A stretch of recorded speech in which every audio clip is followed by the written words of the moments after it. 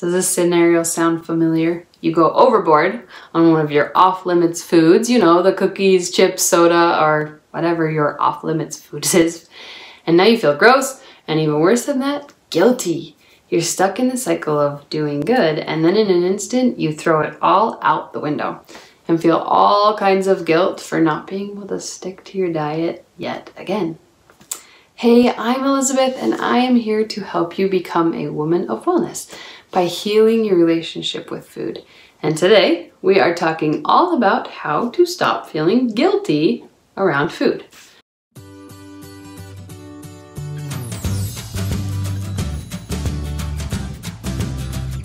I am so glad you're here, and I really hope that by the end of this video, you feel like you have the tools that you need to throw out that guilt for good. In fact, I went a little old school here. Do you know what the definition of guilt is? I'm going to quote from the dictionary. It's the fact of having committed a specified or implied offense or crime. That sounds ridiculous, doesn't it? That we're even talking about committing a crime as it relates to food? But really, I actually want you to think about it. Every time you blow that new diet or meal plan, you probably announce your guilt in some way. Maybe you say something like, I don't have any willpower, or I've done it again, I'm seriously never going to lose this weight. It really kind of sounds silly when you say it out loud, but how often do you connect your food behavior with words like bad, or no willpower, or no control, or anything else? We seriously treat ourselves like we've committed a crime. So what are you supposed to do about it? I want to do a little visual exercise here to help you figure it out. I want you to picture 3 different couches filled with people on them. The one on the left is a black couch. The one on the right is a white couch, and the one in the middle is a gray couch. The people on the black and white couches are yelling all of the things that you believe about food. Carbs are bad! You're bad if you eat them! You're addicted to sugar and there's nothing you can do about it. And if you eat anything besides chicken and vegetables, you'll never be healthy. Or how about this one? Don't eat after 7 p.m. You'll gain weight. I want you to spend a couple minutes thinking about your own beliefs about food. What food rules do you believe, or have you followed most of your life? Now let's move to the gray couch in the middle. There's one person on it.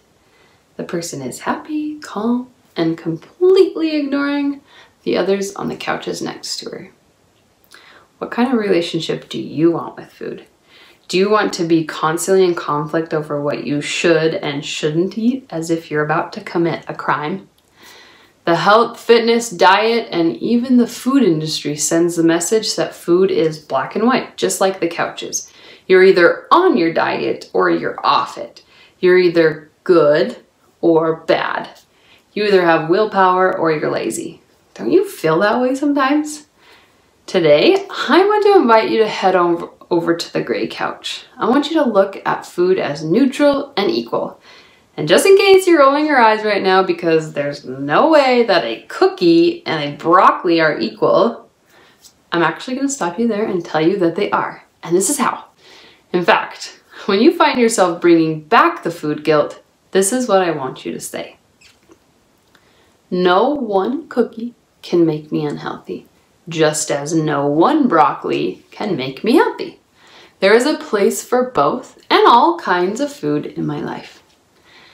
No matter how out of control you feel with food, it's really not about the food. It's believing and trusting that as you make peace with food, you will learn to listen to your body in a way that you've probably never listened to it before. As you practice, you'll find that you might start to have a better balance, and maybe a happy balance with food in your life. So, the next time that you feel that guilt start to creep in, remember your phrase. There is a place for all kinds of food in my life. Very simple. Put it into action. I really hope today has helped you take that first step in throwing out the food guilt and finding a happy and peaceful balance with food. And if you want to continue your journey in making peace with food, I want you to check out my resources below, including my totally free course to help you tackle emotional eating. Thanks for being here for my short lesson today, and I will see you in the next video.